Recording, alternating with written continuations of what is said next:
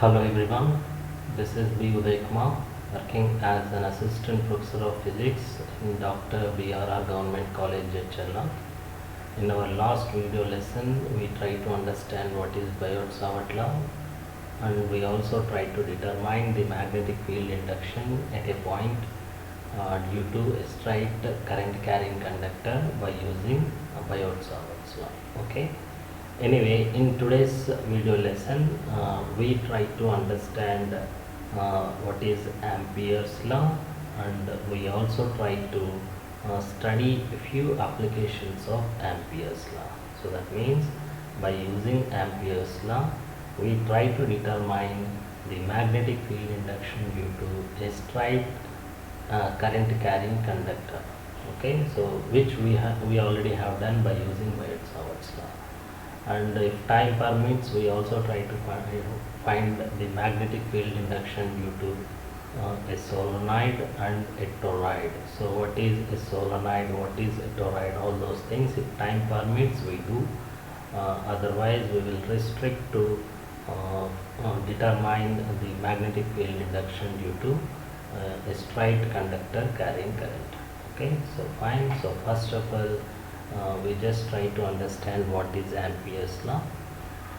So you already know that a current carrying conductor produces magnetic field, right? So let me take a marker here. So this is let us assume that this is a current carrying conductor. This is a current carrying conductor in which the current is flowing in upward direction, right? So this is a current carrying conductor, a straight current carrying conductor.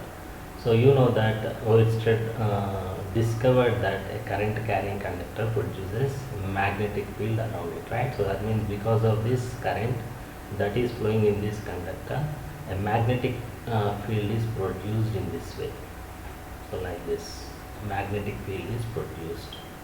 So this is found by Oersted. So you already know this one, right? So that means the magnetic lines of forces will be directed.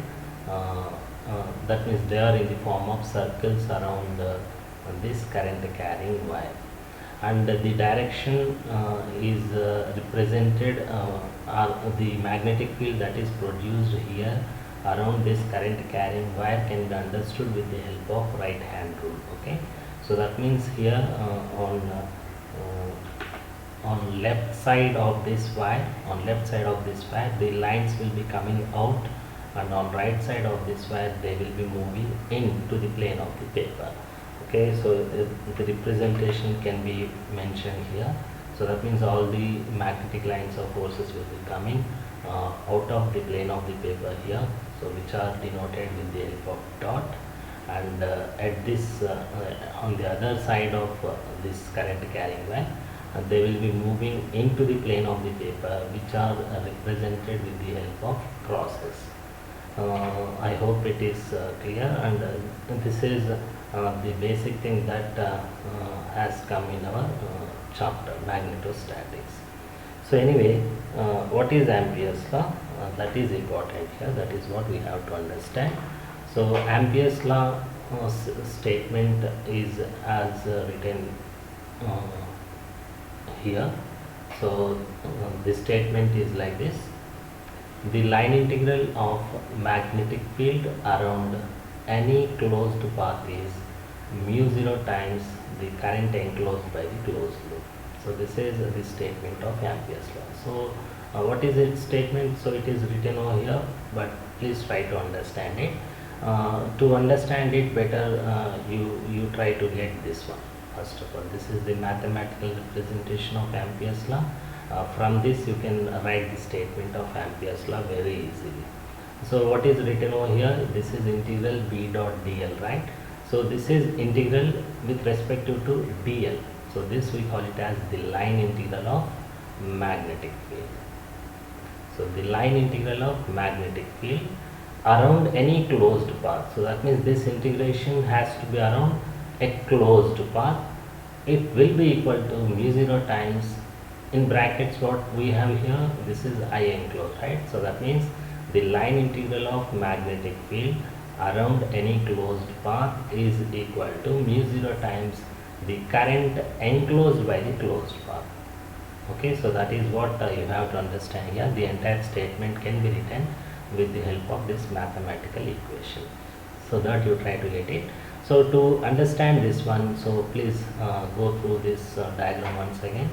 So this is a current carrying wire, as I already told you, and since some current flows through it, the magnetic field is produced around it, right? So a number of magnetic lines of forces are produced, but you need not take all the lines of forces, you just take one magnetic line of force. So that magnetic line of force is drawn over here, and the direction of magnetic field is represented with the help of arrow. So let us assume that this magnetic line of force is present at a distance of capital R. You can take smaller also here, but this is that means I am taking it as capital R.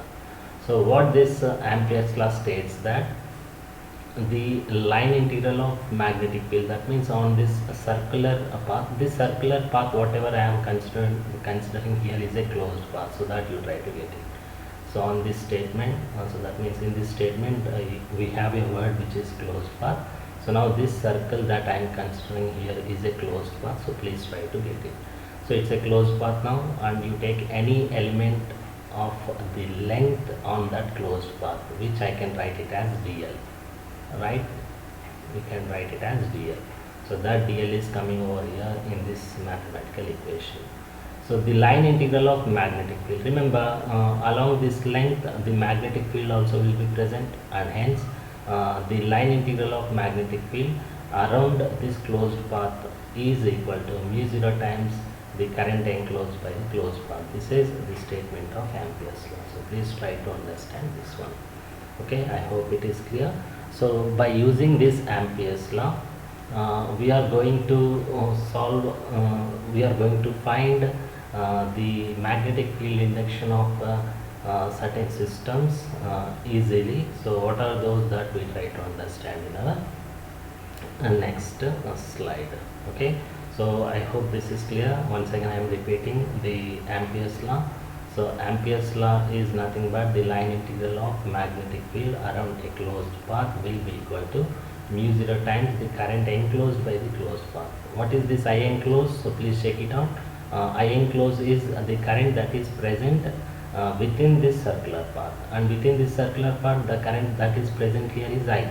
So that you have to understand. If there is one more line or one more current carrying wire in which the current that is flowing is again I, in such cases I enclosed will be equal to 2I.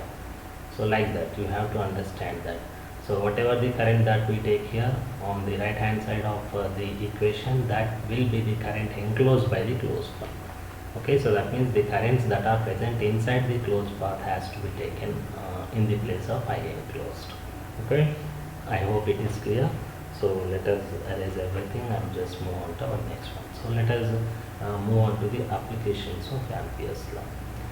So what are applications of Ampere's law? So that means with the help of Ampere's law we can easily determine the magnetic field induction due to certain systems of currents.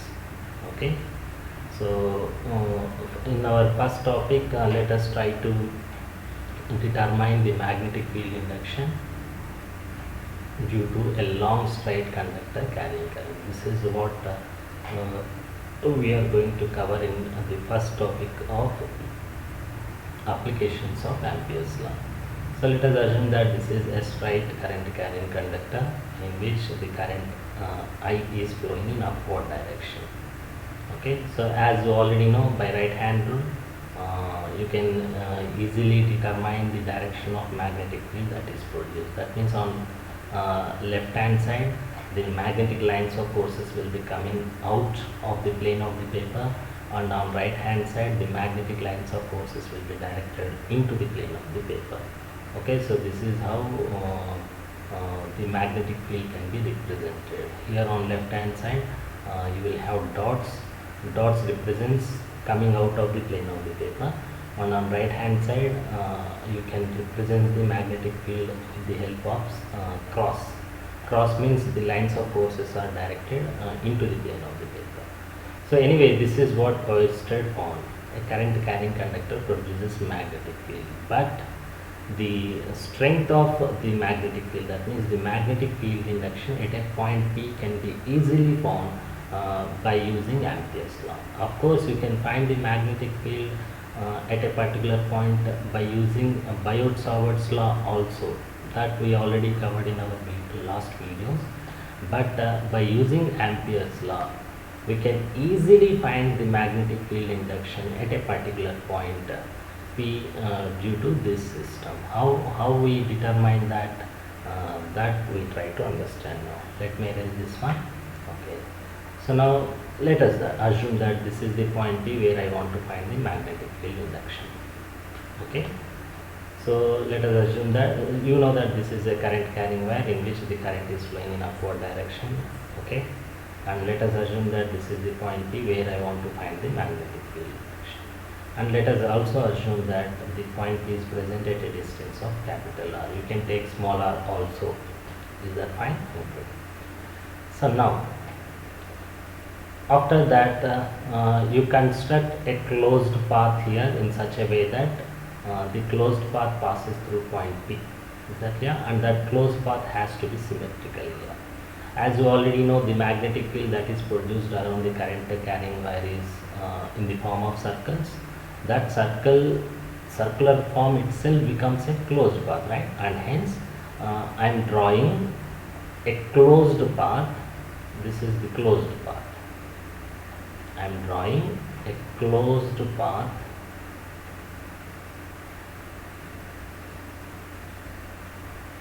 this is the closed path. I am drawing a closed path in such a way that it passes through point P, and this closed path is in the form of circle that you try to get it. Is that clear? I hope it is fine. This is what I have done. So now what you have to do is that you also try to understand the direction of magnetic field. The direction of magnetic field is as shown here. So that means the lines of forces will be coming out of the plane of the paper at this point, and at this point they will be moving into the plane of the paper. Okay, fine. And the next, so this is the line that I have chosen. So that means I have to consider a small length element on that closed path, right? Because to apply Ampere's law, Ampere's law is having integral B dot dl. So to apply that formula, you have to choose a small length element of that closed path. So I have chosen this length element. So this is dl, which I have taken at this point P, where you are finding the magnetic field induction. At that point, you have to choose the small length element, which is dl. And remember, here the dl is directed into the plane of the paper. Into the plane of the paper. So please check it out. And similarly, the magnetic field also will be presented at this point into the plane of the paper. So that is what you have to understand. Okay. And the next one, so this is the that means yellow colored arrow mark that I have drawn here. So one arrow mark represents magnetic field induction, and the another arrow mark represents the length element that I am considering at point P. And at this point, both will be along the same direction. At this point, both will be along the same direction. What will be what are those both things? One is magnetic field induction, and another one is the length element. So that means at this point, B and dl both are vector quantities. These two will be along the same direction at this point. Okay, and they will be into the plane of the paper, so that you try to get it. So now by using Ampere's law, we know that the line integral of magnetic field around a closed path is equal to mu0 times the current enclosed by it. So now by using this, that means this graph, we directly can write the formula of, that means this is B dot dl, right, which is the dot product of two vectors. So if you expand the formula, you get d dl cos theta, where on right hand side you have mu0 times the current enclosed by it, right? So here current enclosed by it means what? The current that is present inside this closed path, and inside this closed part, the current that is present here is I itself, small I. and hence I am writing here as I in place of I enclosed. So you just simplify it. So B dot dl I can write it as B dl cos theta, which becomes mu 0 times I, but as I already mentioned, at point P, P and dl will be along the same direction, and hence the angle between B and dl will be 0 here. Okay, so since theta is 0, substitute theta is equal to 0 in place of cos theta. You get this as B dl cos 0 is equal to mu 0 times I, and as you already know, cos 0 is 1. The next step becomes integral B dl, which is equal to mu 0 I, and since B is constant now, you can take it out. Why B is constant? Because B depends on the distance, and if the point P is here or here or here or here on that closed path, whatever the point that you choose on that closed path, that point will be at the same distance of capital R, and hence B is constant now, and hence you can take it outside the integration. If I do so, I get B integral dl, which is equal to mu 0 I.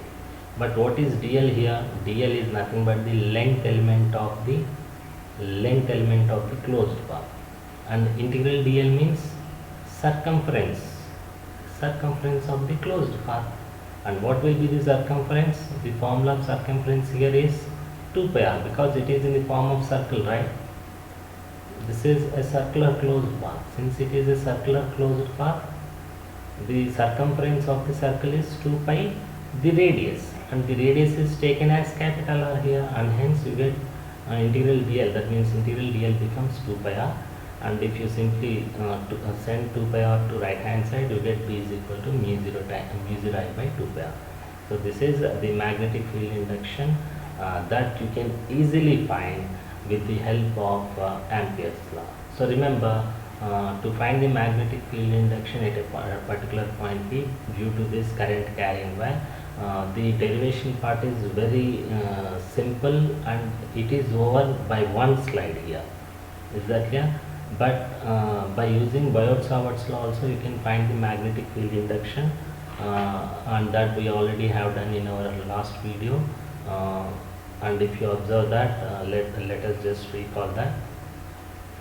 Okay, so this is mu 0 I by 2 pi r that we determined by using Biot-Savart's law, but the derivation was very lengthy. I hope you remember this derivation, and if you try to recall the derivation, it was very lengthy. But here in this case, what just happened, the entire derivation was over within one slide, so that you have to understand here. Okay, so anyway, so let us move on to our next topic, that is again B due to a long straight conductor carrying current. So remember, in this derivation, if that means the derivation is very simple and is over within one slide, right? It's because we haven't considered the thickness of the wire here. So if the thickness of the wire is very negligible, and if you don't want to find the magnetic field induction inside the wire, the derivation is complete now. But what if the thickness of the wire is not negligible and you want to consider it? So if you want to consider the thickness of the wire also, and if you want to find the magnetic field induction inside the wire also, the derivation will be little different. That is what we are going to study now.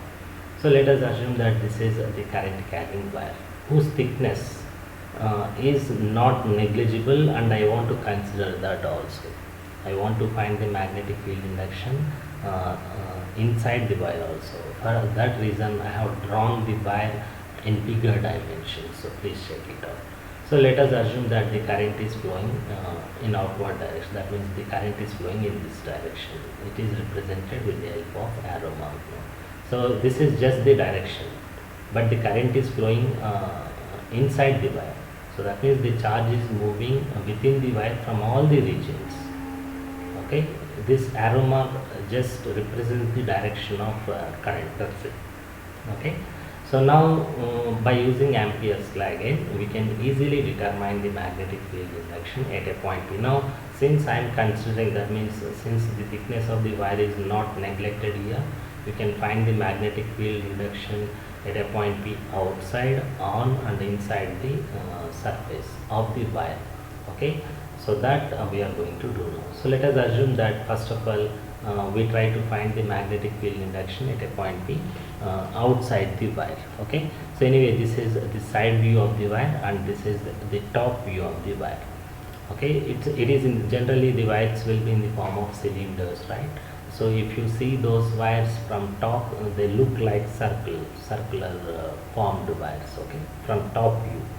So anyway, let us assume that this is the wire which is seen in the form of circle.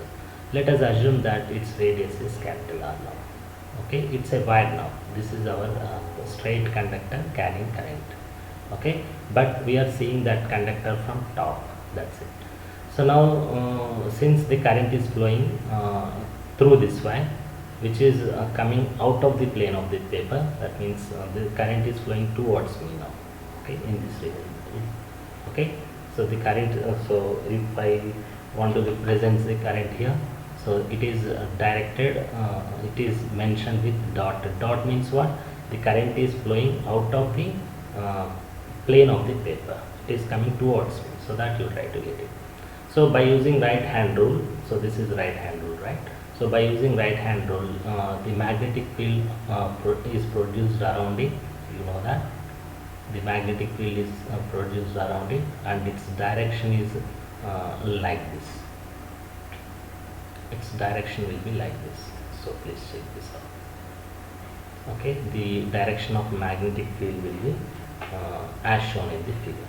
So this is what you have to understand. Okay, if the current is flowing into the plane of the paper, the direction of magnetic field will be reversed. That's it. So you try to understand that. Anyway, this is the straight conductor carrying current due to which we want to find the magnetic field induction. Okay, so let me write it. So first of all, let us try to find the magnetic field induction at a point P outside the conductor. Okay, so let us assume that this is the point P where we want to find the magnetic field, and remember this point P is present outside the conductor. So let us assume that this point P is present at a distance of small r, and let us construct a closed path now, which is again a circle.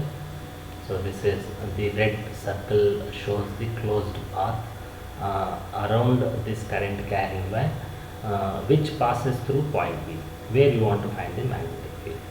And then next what you have to do, this is the direction of magnetic field as I already told you. So now to apply Ampere's law, what you have to do, you have to choose a small length element, right? So this is the length element that I am choosing at this point. So this is DL, which is directed in this way. This is the direction of DL, and at the same point, what is the direction of B? That is shown here with the help of this arrow mark. So that means at this point, both B and DL are along the same direction. That is what you have to understand. Since they are along the same direction, here theta becomes 0. So I hope it is clear. Now directly we use the Ampere's law. What is Ampere's law? The line integral of magnetic field around a closed path. So now this is closed path. This is your closed path. Okay. So the line integral of magnetic field around a closed path is mu0 times the current enclosed by it. That means inside this closed path, the total current that is present here is taken as I. So remember, I haven't mentioned, but the total current that is coming out of this wire is I, capital I, and that capital I is written over here. So just simplify it now. You know that B dot dl can be written as B dl cos theta, which is mu0 I, but theta is 0, substitute that, and hence theta is 0. So cos 0 becomes 1. You get integral B dl is equal to mu0 I. So B is taken out because it's constant. If I do so, I get B integral dl, which is equal to mu0 capital I. But integral dl is what? This is dl, right? A small length element along the closed path. So this is dl, and integral dl becomes the total circumference of this circular path, and the total circumference is 2 pi its radius. What is the radius of this closed path now? Smaller, and hence the total circumference becomes 2 pi r here. Integral dl becomes 2 pi smaller, that you try to get it. If you take this 2 pi r to right hand side, you get d is equal to mu 0 I by 2 pi r. So that is what you have to understand here. Okay, so this is case 1. That means we determine the magnetic field induction at a point P outside the conductor. Okay, at outside the conductor, remember that smaller is always greater than capital R, which is mentioned here. So this is the mathematical representation which shows that we are finding the magnetic field at a point P outside the conductor. So that you try to get it here. So now let us move on to the second case. What is our second case? If point P lies on the surface of the conductor, you know that if point P lies on the surface of the conductor, at that point smaller is equal to capital R, right? So this is our diagram, right? So if point P lies here on the surface of the conductor, what happens? Smaller becomes capital R. So this is at a point P outside the conductor. If you want to find B on the surface of the conductor, you replace smaller with capital R. That's it. If you do so, you get the magnetic field induction. So you know that on the surface of the conductor, smaller is equal to capital R, and hence B I can write it as in general mu 0 I by 2 pi r smaller. On the surface of the conductor, you know that smaller is equal to capital R, and hence it becomes mu 0 capital I by 2 pi r. So that is what you have to understand. And the next one, let us try to determine the magnetic field induction at a point B inside the conductor. So let us assume that as you already know, so this is the wire, the current carrying wire, whose radius is capital R, and in which we already assumed this, right? The total current that is coming out of this wire is capital I. So that you try to understand. Okay, so this was our current carrying conductor. And then next, if I want to find the magnetic field induction at this point P, which is present at a distance of smaller, so please remember this point P is lying inside the conductor. This point P is lying inside the conductor. So that is what you have to understand. So now if you take this as P, this point P lies inside the conductor. So now I want to find the magnetic field induction at this point. So to find it, again what you do, you just construct a closed path. So this is your closed path, which is a circle again, whose radius is smaller. And remember, inside this closed path, the current is taken as I dash. Inside this closed path, the current that is present or that is coming out of that this region, yellow region, is taken as I dash. Remember, the total current that is coming out of this entire wire is how much? Capital I. But the current that is coming out of this circular closed path is taken as I dash. So that is what you have to understand. The current that is coming out of this circle or the entire wire is I, and the current that is coming out of this yellow colored circular path is I dash. So that you have to understand. Is that clear? Because the charge is present here also, and here also, and here also, and hence the currents that are present in different circles will be different. That's it. Okay, so that you have to understand. So now, and one more thing, while using Ampere's law, on right hand side we write an equation which is mu 0 times I enclosed, right? I enclosed means the current that is present inside the closed loop. That quantity you have to write it here. Okay, for that reason, in the beginning itself I am mentioning the currents that are present in different circles. Okay, anyway, so now coming to our third case. So if point P lies inside the conductor, so mathematically we can write it as smaller is less than capital R, and hence by applying Ampere's law here, you know that the left hand side term doesn't change at all, which is integral B dot dl is equal to mu 0 times, and this quantity is very important. Remember, actually we were writing this one, right? I enclosed. Okay, and this line integral is always taken along the closed path that we are constructing. So this is the closed path that we are constructing. Okay, closed path, this is our closed path which we have constructed in such a way that it passes through point P.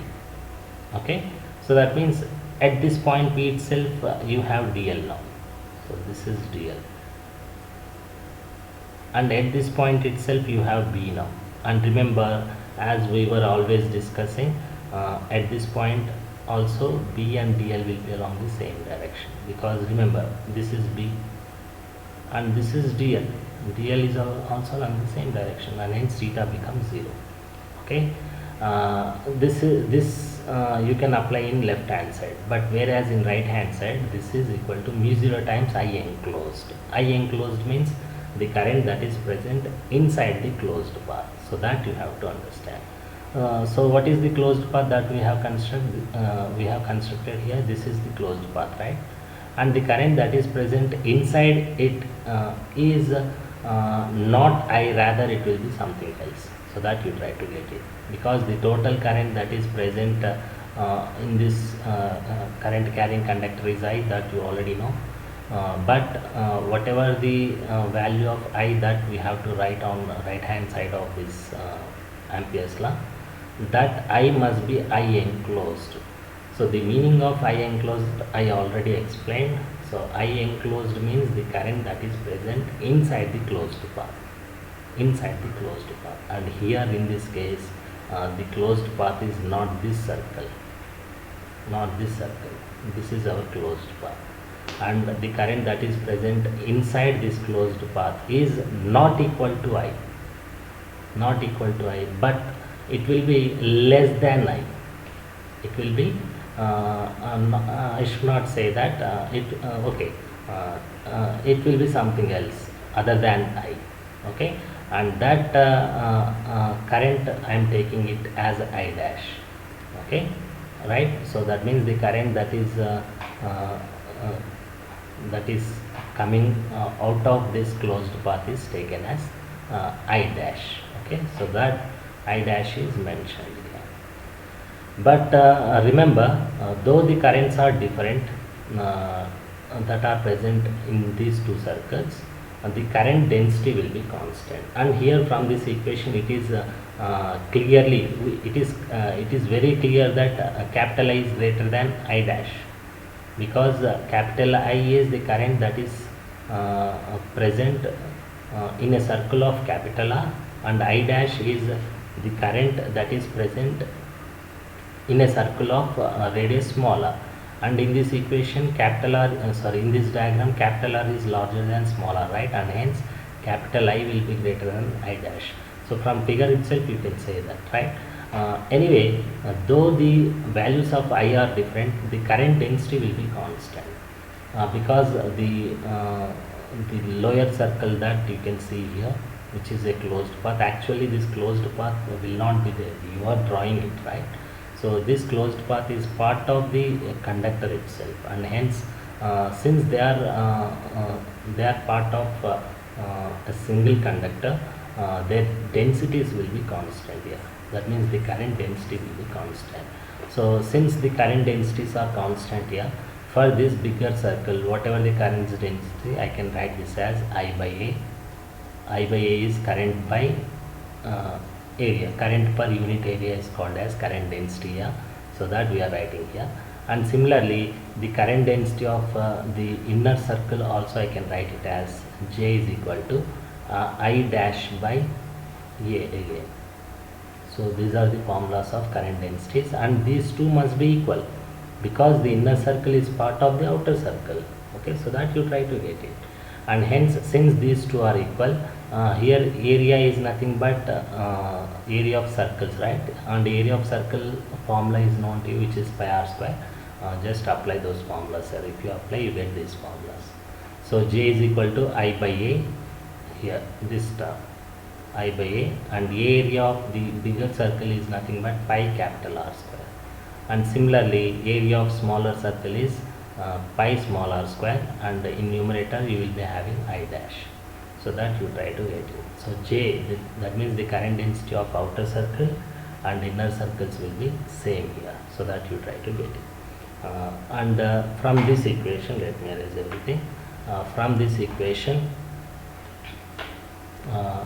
equation I can we can write a formula which relates I and I dash now. So if I do so, I can write I dash as, if you send this pi small r square to this term, pi and pi will get cancelled, and hence I dash I can write it as capital I small r square by capital R square. So this is the equation 5 that I get. This I can substitute in equation number 4.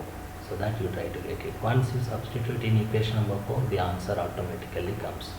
So please check it out. This is actually the Ampere's law for third case, when point P lies inside the conductor, which we got it as integral B dot dl is equal to mu 0 I dash, but I dash is found to be how much? I small r square by capital R square. So substitute that. In place of I dash, I can write I small r square by capital R square. Simplify this. So you know that the left hand side, how much you get, you already know. Anyway, I can write it as B dl cos 0, okay, where cos 0 is 1 and P is taken out, and you get integral dl. On right hand side, everything is left as it is, and integral dl becomes, you know that this becomes 2 pi r. On left, whatever the derivation that we do on left hand side, that won't change for all the cases. It will remain as it is. So please try to remember this. So this 2 pi r is sent to now the right hand side. If I do so, what I get? I get B as mu 0 I small r square by capital R square 1 by 2 pi r.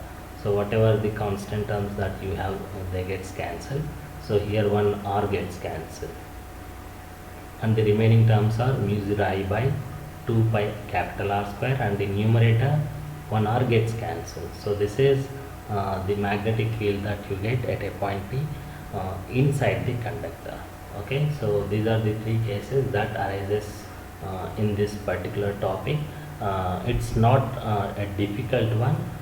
You need to understand the statement of Ampere's law, that's it. Once it is fine, everything will be easy. Anyway, at a point P inside the conductor, remember mu 0 I by 2 pi r square is constant. That means B will be directly proportional to R, and hence the graph looks like this. So this is capital R, right? And remember, small r is taken along x-axis and B is taken along y-axis. So when r is equal to 0, small r is equal to 0 means at the center of the conductor. At the center of the conductor, r will be 0, small r will be 0. At that point, B will be 0. So that you check it out. Okay, so as r increases, B also increases linearly. So as r increases, B also increases linearly. Linearly means you get a straight line. Up to where? Up to small r is equal to capital R. Up to small r is equal to capital R. When small r is equal to capital R, you know that B is equal to mu 0 I by 2 pi r, right? So that is what you can see here. Okay, this is mu 0 I by 2 pi r that you get when small r is equal to capital R. At small r is equal to capital R, the value of B will be maximum, which is equal to mu 0 I by 2 pi r. And if the point P comes out of the conductor, you know that the value of B will be given by this formula. What formula? This one. Okay, and point P lies outside the conductor, so the value of B is this one. That means mu 0 I by 2 pi is constant, and hence B is inversely proportional to R at a point P outside the conductor. Since B is inversely proportional to R, what is the graph that we are going to get? This one. This is B is inversely proportional to R.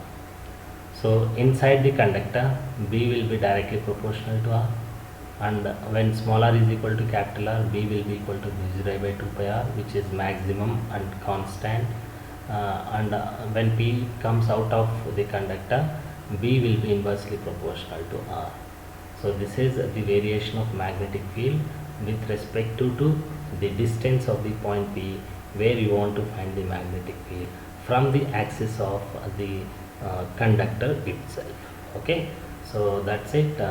Since the time is up, we will stop here itself, and in our next class we try to determine the magnetic field induction due to solenoid and toroid by using Ampere's law. Okay, we'll stop now. I hope everything is clear. Thank you. We'll meet again.